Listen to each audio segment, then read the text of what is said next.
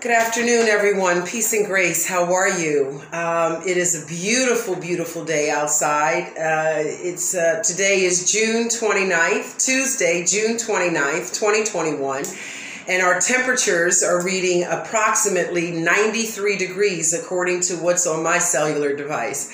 It is just about 4:05 p.m.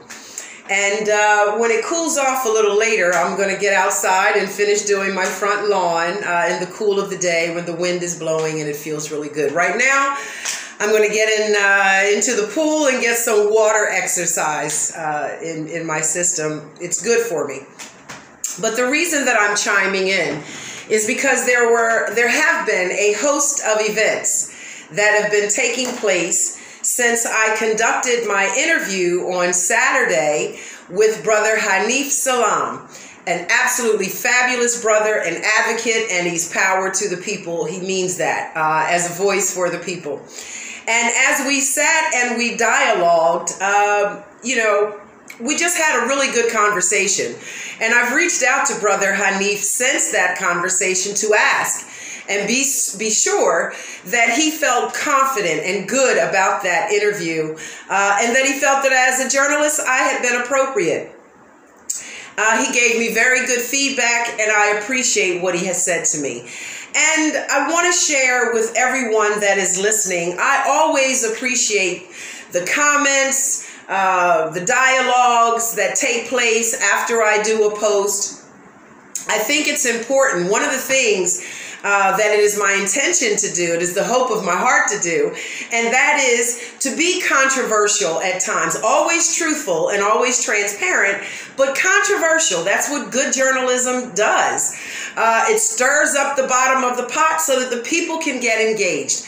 And I believe that's a good way to be a journalist. So whenever I've conducted my interviews, whether it was an advocate, an activist, or a politician, an elected official, a public servant, I always stir the bottom of the pot.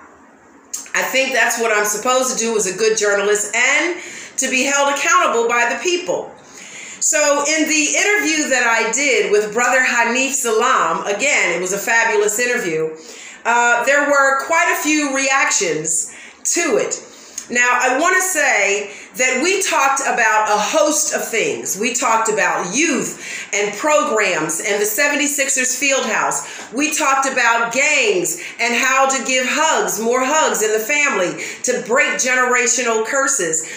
We talked about Legislative Hall and House Bill 147, 148, and 149.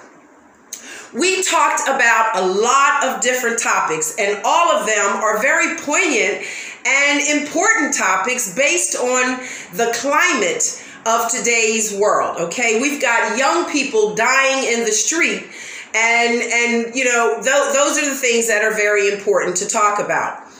But I found that in the 72 hours since I did that interview, I've had people chiming in with only, it appears to be, one particular infraction that they seem to be very upset with me about. And again, I want to reiterate to anyone who knows anything about journalism and controversy, you know the type of movement that I'm in is very controversial. We're talking about civil rights, prison reforms, humane treatments, judges' accountability, political and public servant accountability to their particular areas that they've been elected to serve. So these are the things that I do. And I have to work on it. I have to literally sit down. Sometimes I'm up. You just would not believe. The Holy Spirit wakes me up 2, 3, 4 o'clock in the morning in order to prep me and prime me and prepare me to move forward in this movement. But I found that a lot of people seem to be very upset over one particular issue of something that was said. And I really think it's been taken out of context. If you have the ability or the time to listen to the entire interview, you will see that much of the conversation is self-explanatory. But I was chastised and, belittled by people who picked up on me saying something about making some intelligent noise at Legislative Hall. And really, if you listen carefully, you will hear that what I said was very simply something that I've heard people say at other tables that I've had the good fortune and the privilege and the honor to sit at. I've heard people have conversations about people and advocacy. I repeated what I heard other people say at those tables. I made a suggestion or a comment, posed a question to Brother Hanif Salam, wanting him to answer and address that question in the mindsets of other people so that they could see things from his perspective. I posed the question in a controversial way, but very polite and very respectful.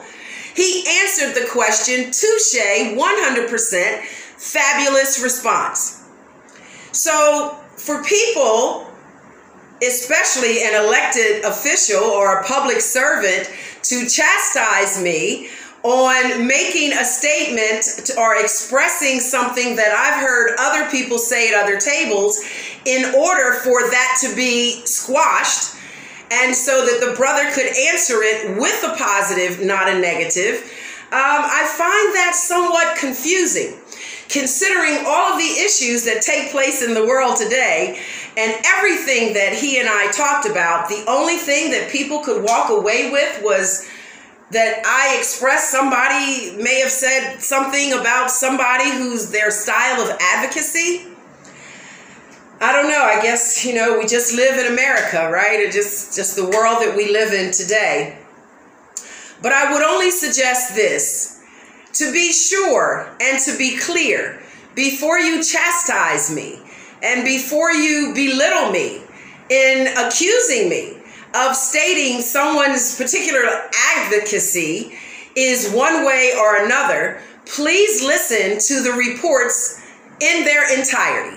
That's the best way that I can say it. Listen, pay attention to more than the first few pieces. Listen to the broadcast in its entirety before you make a decision to condemn me and put me on the guillotine.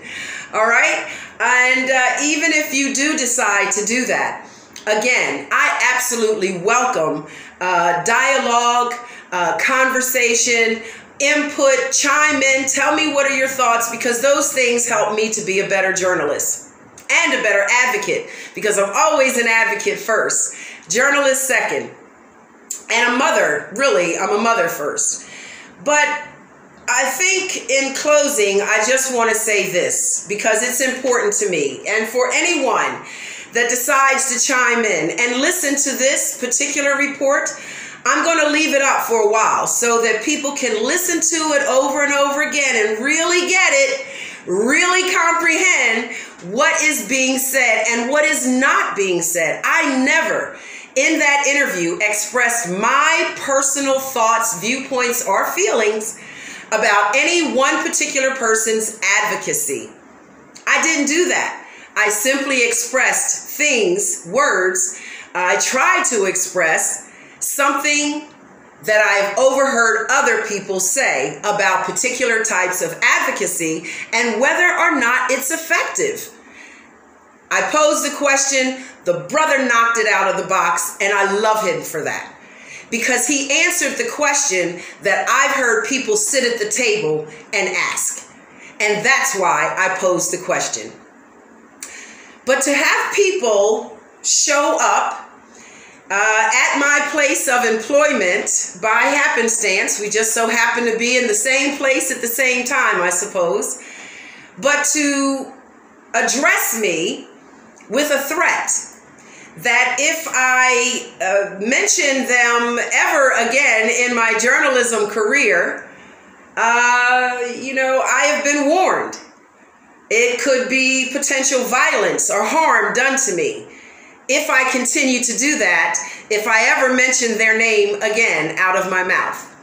So this particular person says these words to me in front of my job, We're headed towards Family Dollar to conduct our business, whatever it is that we're going in there for.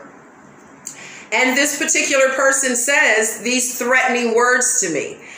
And immediately there are several ways that a person can take that. You know, a lot of different ways you can take it. And, you know, there's always the street way, the street justice. There's the legal, lawful way, reporting it and having people arrested. There are, you know, lots of different ways that you can address something if someone threatens you with hurt, harm, or danger, if you ever use their name again in your journalism. I decided to do what I believe the ancestors did many, many years ago, many moons ago. Whenever there was a problem or a conflict between two people in the village, you always took it to a third party, a neutral party, who would then buffer or liaison or, you know, get in the middle of that and help everyone in the conversation at the table to comprehend each person's perspective and their viewpoints. And so I took that route, and that's the route that I'm taking. But I do want to say in closing, and I know I've said that already, but this is very important. As a journalist, as an advocate, as a mother, as an activist, I have had infractions, insults. I have been accosted. I have had people damage my property, my car. Tickets have been given to me unjustly, unfairly, all for the sake of what I do as an advocate and as a journalist. And I knew when I started this fight that a fight means, you know, you could potentially, you know, there's going to be some blows and some scars, and maybe even someone might lose their life. Like, there's a possibility in that when you use the word fight. I knew when I got into this fight as an advocate, as a journalist, and definitely as a mother for my son, I knew it was going to be a fight. And I have been fighting the good fight, the good battle. And it ain't been easy, I promise. I've had 29 attorneys act shady. One of them, Christopher Johnson, stole our money. And the list just continues to go on to what has happened to me in the past 4 years just because I'm an advocate and a journalist. But guess what? I want everyone to hear this clearly. I do what I do by something greater than me that pushes me forward to do it. I am guided and I am led and I am protected by that which is greater than myself. The great almighty divine God, whatever name you want to put on it, my wonderful and divine ancestors. I know my mama's watching over me, my aunties and my cousins and some other great friends, you know. Peace and grace, T.Y. What's up, Mike Johnson? And there are a host of others. These people, these ancestors, this spiritual energy surrounds me and it protects me and it keeps me moving forward in my movement. So I will not be afraid and I will not move forward in fear. Nothing and no one is going to make me afraid to speak the truth, to be the best journalist that I know how to be. And I'm a constant, you know, evolving, learning human being. I'm learning to be a better journalist so that I can serve you better. The better I am, the better you are served by me, right?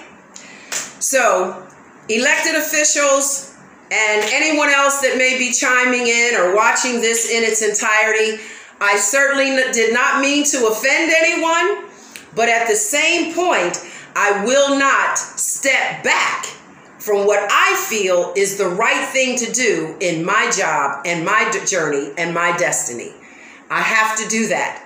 And whatever happens from this day forward, I will move accordingly to whatever movement approaches me or comes in my direction, whatever spiritual energy, you know, I rebuke it, I send it back, but I will act accordingly to the divine principles and the divine laws. I will do that. And I will continue to be the best journalist, the best advocate, the most inspiring activist, and definitely an A100 mom. Thanks everyone for those that chimed in. I appreciate you, and keep watching, and always tune in and chime in and subscribe to my YouTube channel. You can also catch Hanif Salam on my YouTube page. I have posted his interview on my YouTube page. So now it's all over the world. Thanks everybody. God bless. Talk with you soon.